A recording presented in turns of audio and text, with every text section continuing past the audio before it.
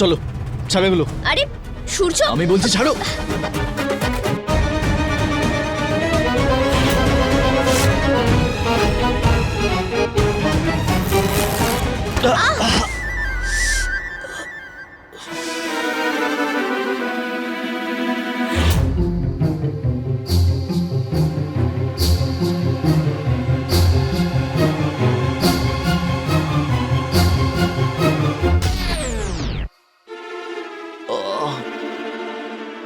তুমি শুধরবে না বলো? হ্যাঁ,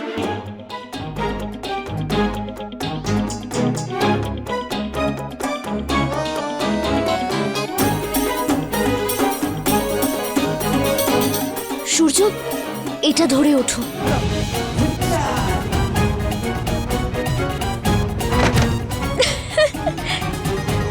তুমিও শুধরাবে না, জেদ করেই থাকবে, তাই না ব্রহ্মচারী স্বামী? এই নাও, এটা ধরে ওঠো। নাও নাও।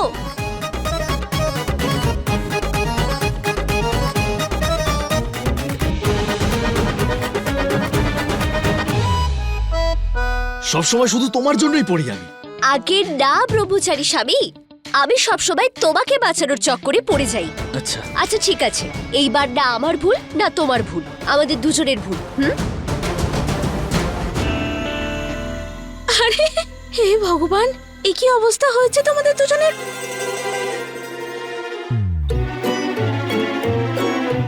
আচ্ছা দাদা, তুমি অ্যাংরি ইয়াং ম্যান পরে হয়েও, আগে তোমরা দুজন গিয়ে জামা কাপড় পাল্টে এসো, এইসব আমি পরিষ্কার করে দিচ্ছি।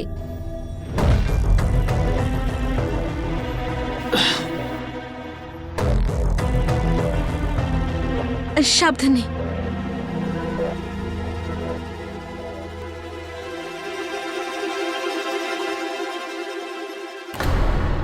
আরে ধুর বাবা।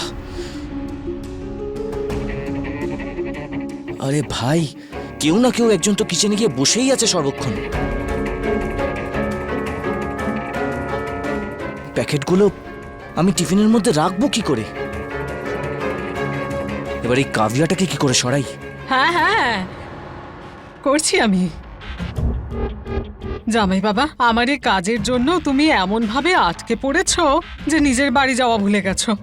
বাড়িতে যাও, অদিতি অপেক্ষা করছে। হ্যাঁ মা।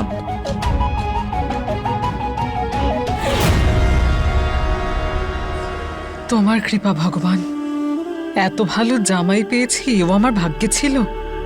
ভালো থাকুক। এই মনিকা কোথায় যে গেল না? আয় মনিকা।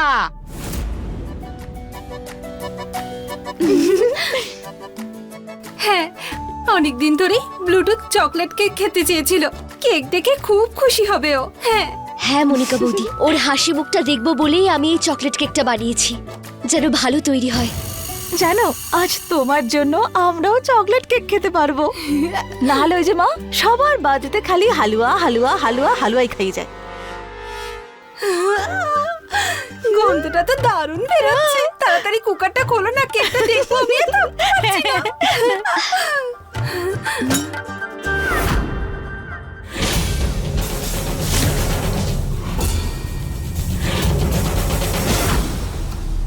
এ বাবা, কেকটা তো একেবারে নষ্ট হয়ে গেছে।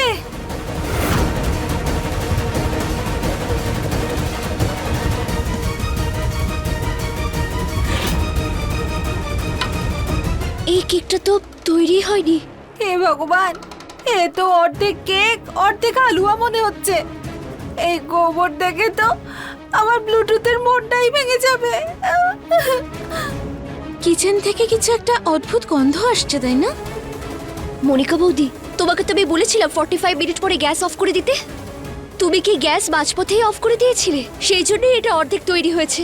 মহারানী, আমার দিকে আঙুল তোলার আগে না নিজের দিকটা একবার দেখো। আমি নিজের ছেলের কেকটাই নষ্ট করব নাকি? আমি তো কেকটা ছুঁয়েও দেখিনি। নিজে খাবার বানাতে পারে না, আর এসেছে কেক বানাতে। কেকের সব জিনিসগুলোই নষ্ট করে দিল।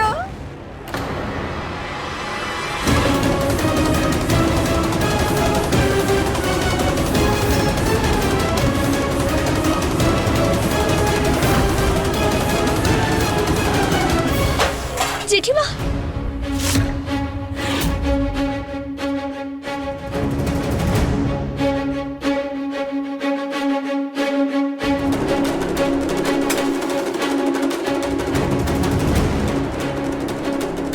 সিলিন্ডার শেষ হয়ে গেছে বোকা মেয়ে। তোমাকে তো আমি হ্যাঁ সংসার চালাতে এসেছো আর এটুকু খেয়াল রাখবে না যে কখন কোনটা শেষ হয়ে যাচ্ছে? আরে গ্যাসের নব খোলা ছিল। তুমি সারাদিন কোথায় ছিলে? ওই আমি ইলেকট্রিসিটি বিল দিতে গিয়েছিলাম। বিদ্যুতের বিল তো বান্টিও ভরে দিতে পারতো, কিন্তু মহারানীকে তো একা একাই সমস্ত কাজ করতে হবে। সংসারের কাজে তোমার মন কোথায়? ফাঁকি বাজ একটা। আরে মা তুমি কেন চিন্তা করছো? আরে আমি আছি তো, আমি সিলিন্ডার লাগিয়ে দিচ্ছি। সরো সরো সরো।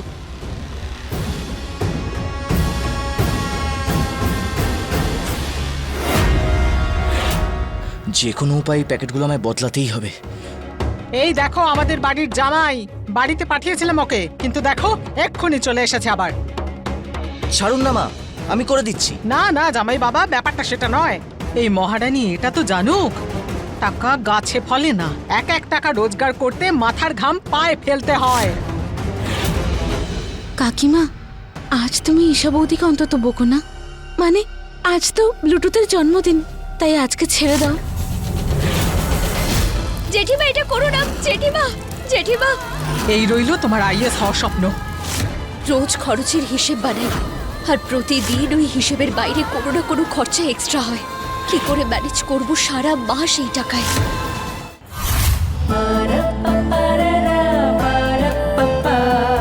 কিন্তু যদি বার্থডে পার্টি করতে হয় তো গ্যাসের তো প্রয়োজন না। দাও, সিলিন্ডার কেনার টাকা দাও। দাও।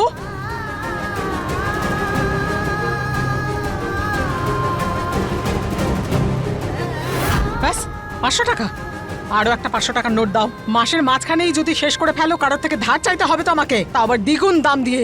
সিলিন্ডারের 1000 টাকা? হ্যাঁ, যতটা ওজন একটা সিলিন্ডারের তার থেকেও বেশি ভারী একটা সংসার।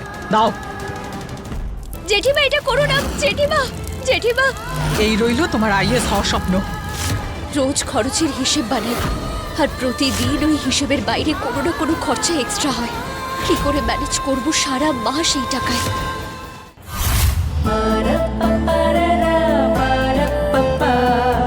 দাও।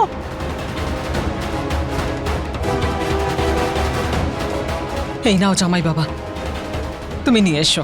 হ্যাঁ ঠিক আছে।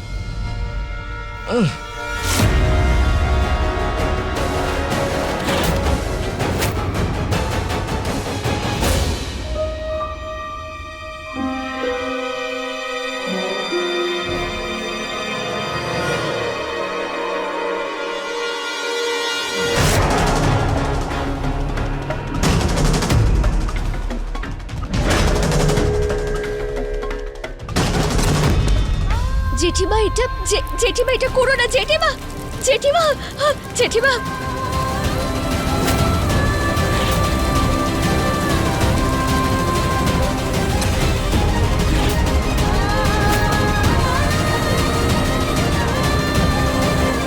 ওই যে ওইখানে তোমার বই খাতাগুলো।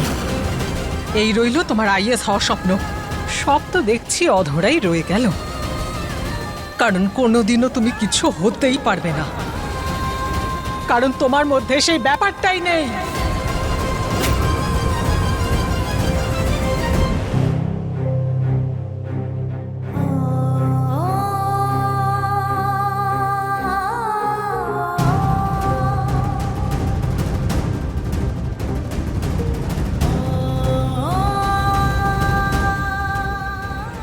রোজ খরচের হিসেব বানাই, আর প্রতিদিন ওই হিসেবের বাইরে কোনো না কোনো খরচা এক্সট্রা হয়। কি করে ম্যানেজ করব সারা মাস এই টাকায়?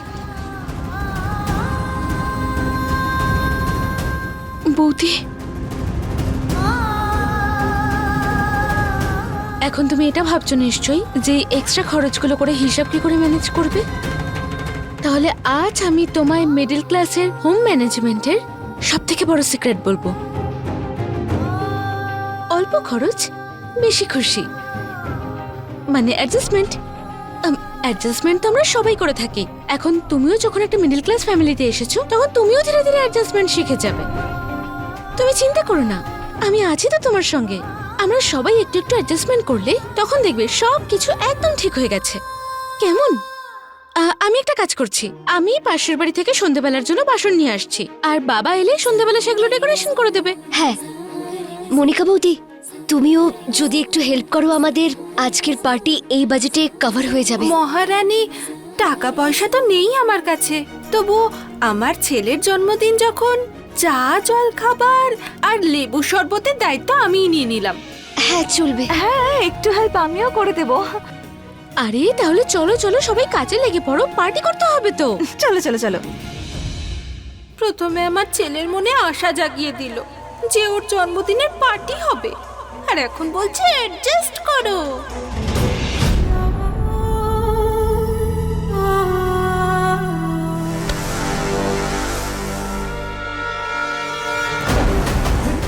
সূর্য, এসব এসব কি করছো? সূর্য, সূর্য, কি হলো? কি করছো?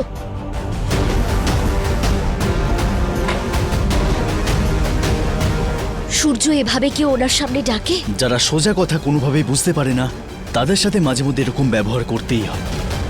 সকাল থেকে দেখছি আমি, বইগুলোতে হাত পর্যন্ত দাওনি তুমি। সূর্য, আমি পড়ে নেব, কিন্তু এই কিন্তু পরন্তু আমি তোমার থেকে কিচ্ছু শুনতে চাই না। শুধু শুনতে চাই শুধু তোমার থেকে সমস্ত প্রশ্নের উত্তর। তোমাকে বলেছিলাম তো একটা চ্যাপ্টারে টেস্ট নেব আমি।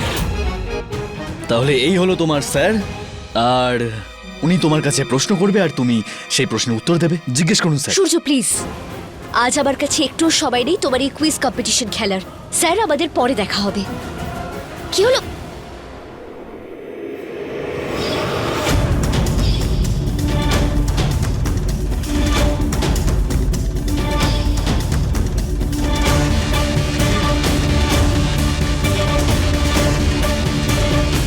যতক্ষণ না তুমি প্রশ্নের সমস্ত উত্তর না দিতে পারবে তুমি কোথাও যেতে পারবে না।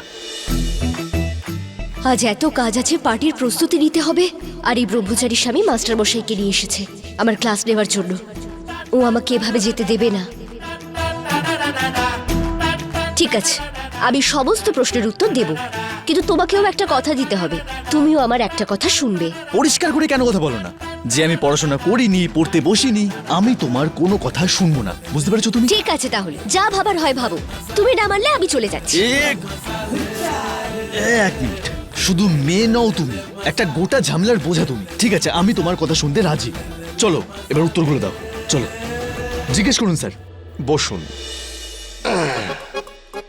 পলাশির যুদ্ধের ব্যাপারে আপনি এটাই জিজ্ঞেস করতে চাইছেন তো? ব্যাটল অফ প্যালাসি কার কার মধ্যে হয়েছিল? আমি জানি। ও হ্যালো ম্যাডাম, প্রশ্নে শুধু উত্তর দিতে হবে। প্রশ্ন করার সময় বাধা দিয়ে নিজের প্রশ্ন করতে হবে না তোমাকে। প্রশ্নটা হলো যে পলাশির যুদ্ধ কোথায় কবে হয়েছিল, আর ডেটের সাথে এটাও বলো আমাকে যে সিরাজউদ্দৌলার সাথে সাথে এই যুদ্ধে কে কে শামিল হয়েছিল, বলো। সিরাজউদ্দৌলার সঙ্গে পলাশির যুদ্ধে কেউই ছিলেন না। উনি একাই ইস্ট ইন্ডিয়া কোম্পানির লিডার রবার্ট ক্লাইভের সঙ্গে লড়ছিলেন, আর ডেট ছিল 23 জুন 1757।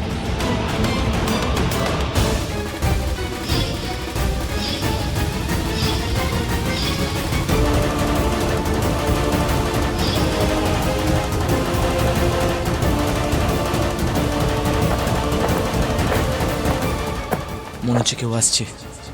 একবার যদি কেউ দেখে ফেলে তাহলে সব গোলমাল হয়ে যাবে।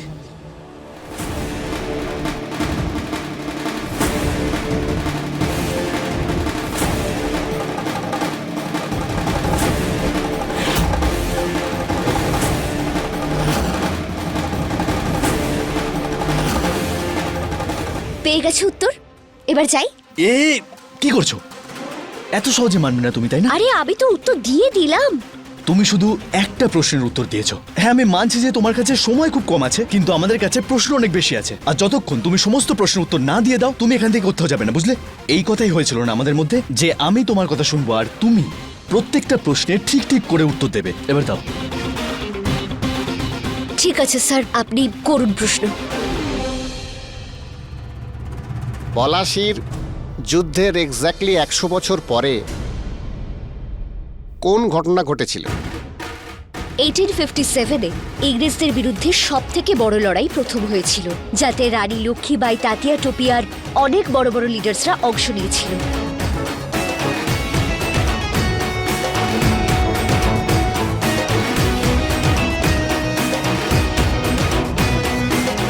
আপনি কি বলতে পারবেন ইনি কে? ইনি হলেন ইন্ডিয়ার সব থেকে কম বয়সী আইএসদের মধ্যে একজন। আমার আইএস হওয়ার পেছনের ইন্সপিরেশন উনি। ওনার নির্ভয়তা, প্রাণোচ্ছল স্বভাব আর সততার কারণে উনি সবার ইন্সপিরেশন। উনি IAS topper, rank 699, mister Anupam Singh. Great. লোকতন্ত্রের দুর্নীতির জন্য আসলে দায়ী কারা? নেতা নাকি সিস্টেম? সাধারণ মানুষ। ভুল উত্তর। লোকতন্ত্রে দুর্নীতির জন্য সবচেয়ে যারা বেশি দায়ী তারা হলেন নেতা। না মাস্টার মশাই, ঈশা সত্যিই একদম ঠিক উত্তর দিয়েছে। ভ্রষ্টাচার একটা এমন বীজ যার বেড়ে ওঠার জন্য এমন একটা জমির প্রয়োজন পড়ে যেখানে তাকে আটকানোর জন্য কেউ থাকবে না। আমাদের মতো সাধারণ মানুষ সিস্টেমে হয়ে চলা ভ্রষ্টাচারকে আমরা বাড়তে দেখি, কিন্তু পুরোপুরি চুপ থাকি। আমরা কিচ্ছু বলি না, শুধু একটু মাত্র সুবিধার জন্য ছোট ছোট কাজে আমরা ঘুষ দিতে আর নিতে কোনোভাবেই দ্বিধাবোধ করি না। আমরা নিজেরা ভ্রষ্টাচারকে বাড়িয়ে তুলি আর পরে এটা আমাদের গলার কাটা হয়ে দাঁড়ায়। এই জন্য আমাদের মতো সাধারণ মানুষরা ঠিক ততটাই দোষী, ঠিক যতটাই একজন ভ্রষ্টাচারী মানুষ হয়। জেঠিমা, আমার স্বপ্ন আইএস হওয়ার। নিজের রাতের ঘুম উড়িয়েই তো একজন আইএস হতে পারবো আমি।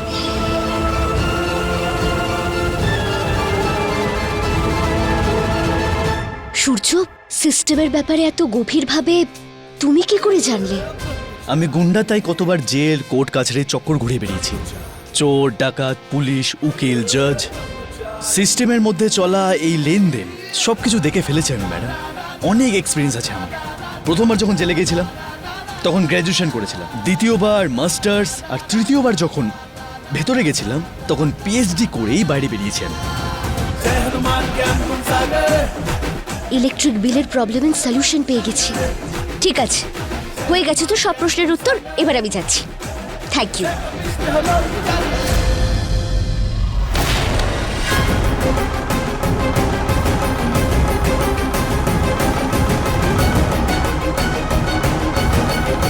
তুমি আমার পেয়ারা ফেলে দিলে। যা, আরেকটা নিয়ে নে। আর কোনোদিন এই প্যাকেটে হাত দিবি না। এটা তো একটা নুনের প্যাকেট, তুমি এত রাগ করছো কেন ভীষণ? আজকের পর তুই এই প্যাকেটে কোনোদিন হাত লাগাবি না। নুন চাইলে রান্নাঘর থেকে নিবি, বুঝেছিস? আর এই প্যাকেটটাকে ধরবিও না।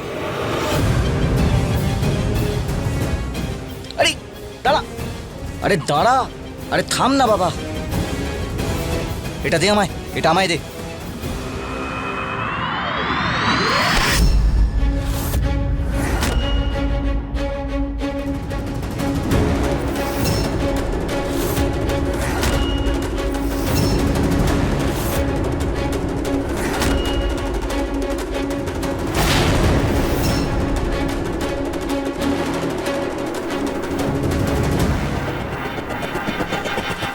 জামাইবাবু, আপনি কি করছেন এটা?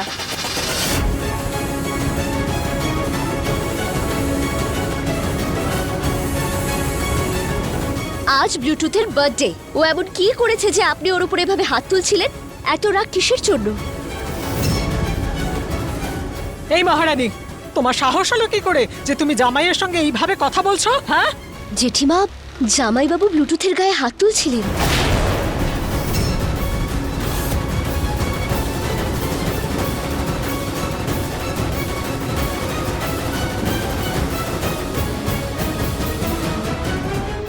মা, ঈশা কাকি আমাকে বাঁচিয়েছে। ব্লুটুথ, তুমি কিছু করেছো?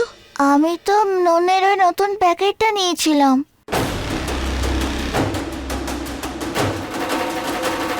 জামাইবাবু নুনের প্যাকেটের জন্য গায়ে হাত?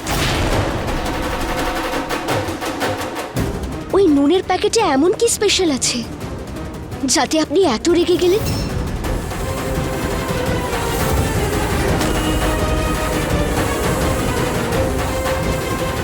বলুন, চুপ করে কেন? আমি চুপ করে নেই, শুধু দেখছি। আমি এই বাড়িটাকে নিজের ভেবে এই বাড়ির ভালোর কথা ভাবি, আর সেই বাড়িতেই আমার কোনো সম্মান নেই। না না, এই ব্লুটুথ, ওকে আমি আমার নিজের ছেলে ভাবি। বাচ্চারা কোনো ভুল করলে তাদেরকে শাস্তিও দিতে হয়। বদমাইশি করছিল বলে একটু থাপ্পড় দেখিয়ে ভয় দেখাচ্ছিলাম। এই যে নুনের প্যাকেট, এটাকে ইচ্ছে হলে রেখো, নইলে ডাস্টবিনে ফেলে দিও। আমি আর কিছু জানতে চাই না। আমায় ক্ষমা করে দিন মা। আর আজকের পর থেকে এই বাড়িতে আমি পা পর্যন্ত রাখবো না। আরে জামাই বাবা, দাঁড়াও, তুমি এইভাবে চলে যাও না। মা, যে বাড়িতে আমার কোনো সম্মান নেই সেই বাড়িতে আমি থাকতে পারবো না। আমি চললাম মা। আরে বাবা, তুমি শোনো তো। আরে মা, এই এই নুনের প্যাকেটগুলো আমি নিজের জন্য বানাইনি। আরে এই জন্য বানিয়েছি যাতে কাস্টমারদের আরো ভালো লাগে, কটা টাকা বেশি আসে আর এই পরিবারের ভালো হয়। আরে আমি এই জন্য কষ্ট করছি যাতে আপনার ব্যবসাটা আরো বড় হয়। সরলা টিফিন সার্ভিস পুরো কলকাতায় সবচেয়ে বড় হয়। আমি দিনরাত কষ্ট করছি, আমার মাথায় 100 রকম কথা চলছে, আর মাঝখান থেকে ব্লুটুথ এসে এই প্যাকেটগুলো নিয়ে খেলতে শুরু করে দিল। আরে কিন্তু আমি ব্যাস জামাই বাবা, ব্যাস ব্যাস, তোমাকে আর কিচ্ছু বলতে হবে না বাবা। আরে দুদিনের একটা বাইরের লোক এসে ঠিক করবে যে কোনটা ভুল আর কোনটা ঠিক? আর আমার পুরো বিশ্বাস আছে তুমি যা কিছু করেছো নিশ্চয়ই তার পেছনে একটা কারণ আছে। ও তো বাচ্চা একটা, তুমি যখন ওকে ভালোবাসো ওকে শাসন করার অধিকারও আছে তোমার।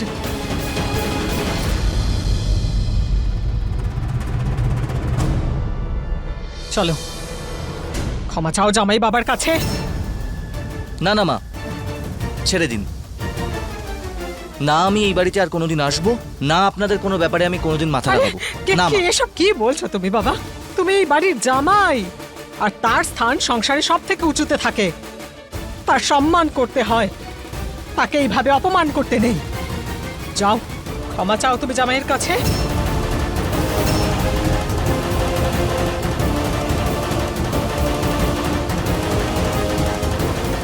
আধ ঘন্টা বাকি আছে বিদ্যুৎ বিভাগ বন্ধ হওয়ার। ওকে, সরি জামাই বাবু। তুমি জেঠিমা, চিৎকার করে তো অপমান করেছিলে তুমি, আর এখন মিনমিনে গলায় সারি বলে কোথায় পালাচ্ছ তুমি? যাও জামাই বাবার পা ধরে ক্ষমা চাইবে তুমি।